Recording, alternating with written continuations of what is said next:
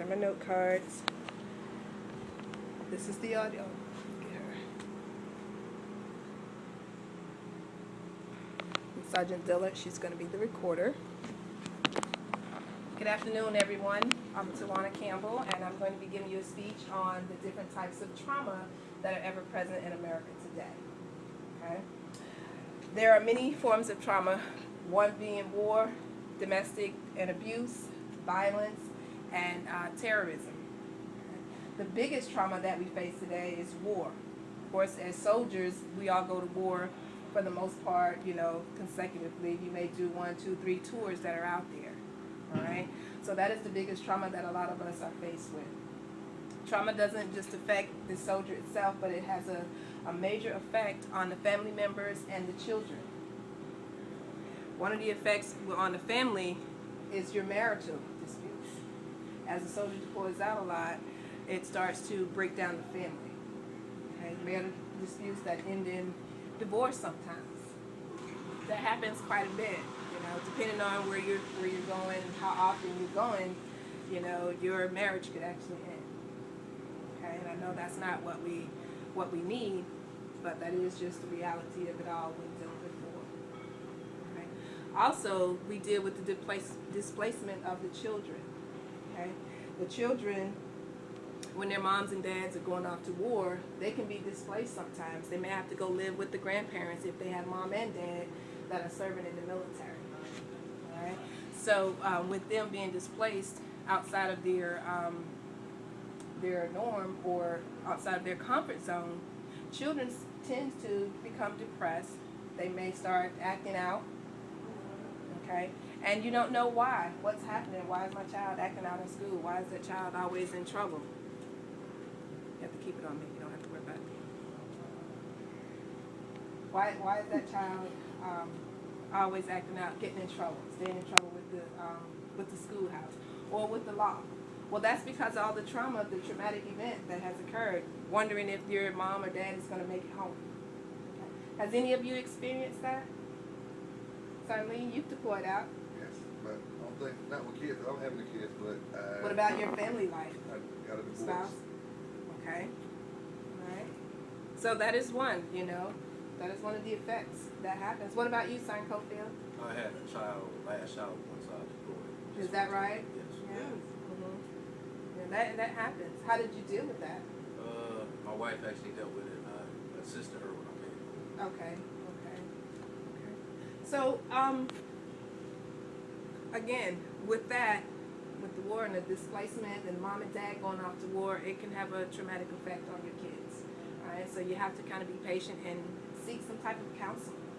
Okay, you need to get your counseling because that's the only way it's going to help you and your family.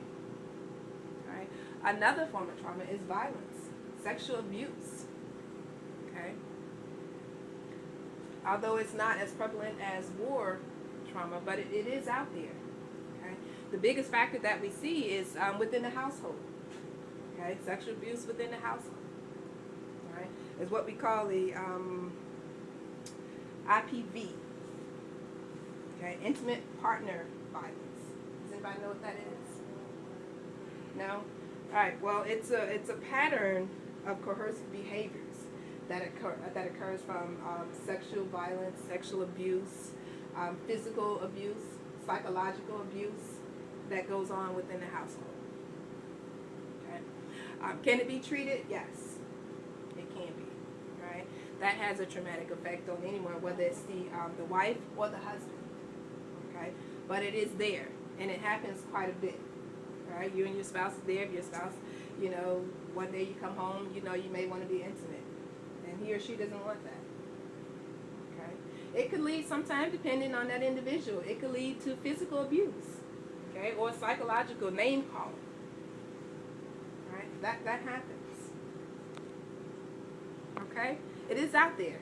All right? I'm just letting you know in case you all weren't aware of that, but it is there. Okay?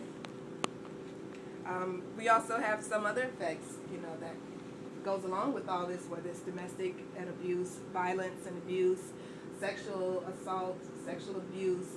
You have your trauma with war. There's depression. Okay? Depression. That is prevalent, especially with the soldiers. A lot of soldiers are depressed. They won't go get the help that they need because of the stigma. Okay? You need help, go get your help. Okay? That's what help is out there for. All right? Don't try and deal with that on your own. All right? There's counseling. Military is prone for counseling. Okay? They do a lot of counseling. Right? CBT, the cognitive behavior therapy. Okay? Give you a therapeutic outlet. All right? To discuss what's going on with you. All right? So you have to remember, you know, there are measures out there to deal with your depression, to deal with any traumatic events or experiences that you may have. That is available to you. Okay? So just make sure that you go out there and get your counseling. All right? It's available. Another effect for your post-traumatic stress disorder, if you will, it's going to be medication. Okay? You know, they give out your medication, antidepressants, psychotic depressives, things like that, you know. But before you take any medications, in my opinion, all right, you want to try and get your counseling first instead of, you know, filling your body and system with medication. Some people become dependent on the medication. Okay, so you want to make sure that, if at all possible, if you're feeling that, or your child is feeling depressed, acting out, get some help, get some counseling. That's what it's there for.